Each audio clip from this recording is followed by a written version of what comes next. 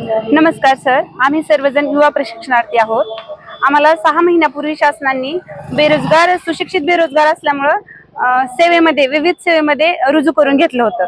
पण आता आमचा कार्यकाल संपत आलेला आहे, तर आमची एक मागणी आहे, आम्हाला 6 महिन्यासाठी किंवा पुढे काही थोड्या कालावधीसाठी सेवेमध्ये रुजू न करून घेता कायमस्वरूपी या तत्वावरती शासनाने आम्हाला रुजू करून घ्यावे आणि आमच्या या 6 महिने प्रशिक्षणाचा योग्य तो लाभ करून घ्यावा ही आमची शासनाकडे मागणी आहे। यासाठी तर आम्ही सर्वजण इथे एकत्रित जमलो आहेत, पण शासन आमच्या या मागण्या पूर्ण करत नाहीत। म्हणून आम्ही निवेदने, प्रस्ताव तसेच मुंबईमध्ये मूक मोर्चा काढून निवेदने वगैरे देऊन आम्ही सर्वजण एकत्रित आलेलो आहोत। तरी शासनाला आमच्या या विनंत्याविषयी, निवेदनाविषयी थोडी जरी कळकळीची विनंती असेल तर आमच्या या मागण्या पूर्ण करून घ्याव्यात ही आम्हा सर्व युवा प्रशिक्षणार्थींच्या तर्फे आम्ही निवेदन देत आहोत।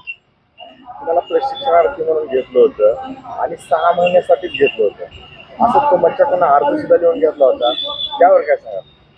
बरोबर आहे सर, आम्हाला 6 महिन्यासाठी म्हणून घेतला होता, खरं आहे। पण आता 6 महिन्याच्या नंतर आम्हाला प्रशिक्षण भेटले, आम्ही प्रशिक्षण घेऊन आम्ही आता पूर्ण तयार झालेलो आहोत। तर मग आता पुढे आमचं काय?